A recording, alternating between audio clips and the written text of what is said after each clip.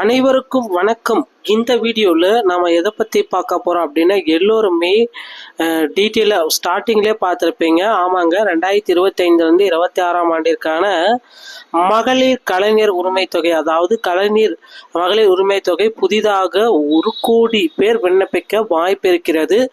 மீண்டும் இந்த வாய்ப்பு அரிதாக வந்திருக்கிறது. அனைவருக்கும் 1000 ரூபாய் கிடைக்குமா? ஏற்கனவே இந்த மகளிர் உரிமை தொகை வாங்கி கொண்டிருக்கும் குடும்ப தலைவிகளுக்கு மீண்டும் 1000 அதிகமாக கொடுக்க போவதாகவும் தகவல்கள் வெளியாகியிருக்கு. அது மட்டுமே இல்லாம இந்த கலைஞர் மகளிர் உரிமை தொகை திட்டத்தில் புதிதாக விண்ணப்பிக்கும் அனைவருக்கும் மகளிர் உரிமை தொகை கிடைக்கப் போகிறது என்ற மகிழ்ச்சியான செய்தி தகவல் வெளியிட்டிருக்காங்க. இதை பற்றின ஒரு முழுமையான தகவலை இந்த வீடியோ பதிவில் பார்க்க இருக்குங்க. ஸோ நீங்கள் நம்முடைய சேனலை முதல் முறையாக பார்க்குறீங்க அப்படின்னா மறக்காம ஒரு சப்ஸ்கிரைப் பெல்லை கிளிக் பண்ணி வச்சுக்கோங்க. தமிழ்நாடு அரசு நடைமுறைப்படுத்தி வரும் கலைஞர் மகளிர் உரிமை தொகை திட்டத்தில் தாங்களும் பயனாளியாக சேர வேண்டும் என்பதே தமிழ்நாட்டு பெண்களின் பெரும்பான்மையானோரின் எதிர்பார்ப்பு, விருப்பமாக மட்டுமே இருக்கிறதுங்க.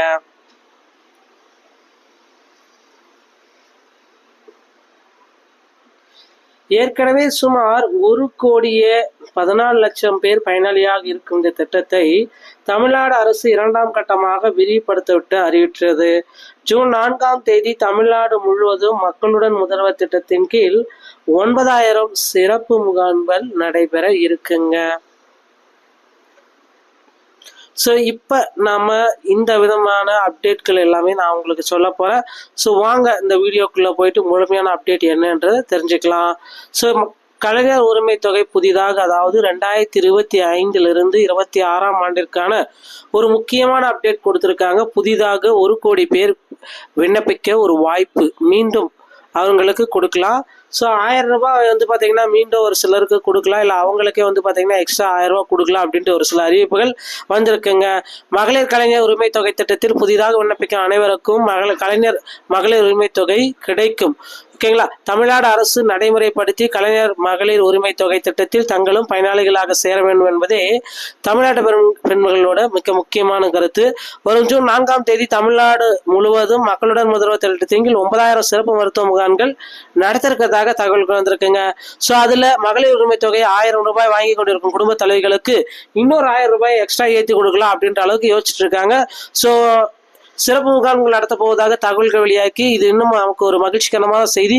ஸோ இந்த மகளிர் உரிமை தொகையை பொறுத்த வரைக்கும் அதிகப்படுத்துவதற்கு வாய்ப்புகள் அதிகமாகவே இருக்கு. கேட்டிங்கன்னா அதற்கான அப்டேட்டுமே கொடுத்துருக்காங்க.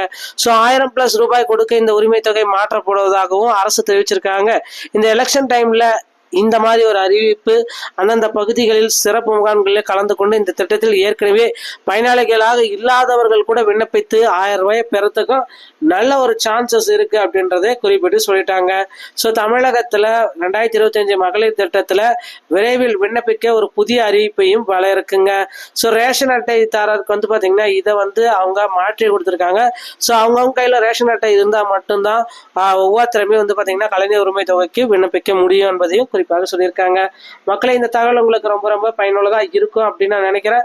ஸோ மீண்டும் ஒரு நல்ல தகவலோட நான் உங்களை சந்திக்கிறேன். நன்றி, வணக்கம், தேங்க்யூ.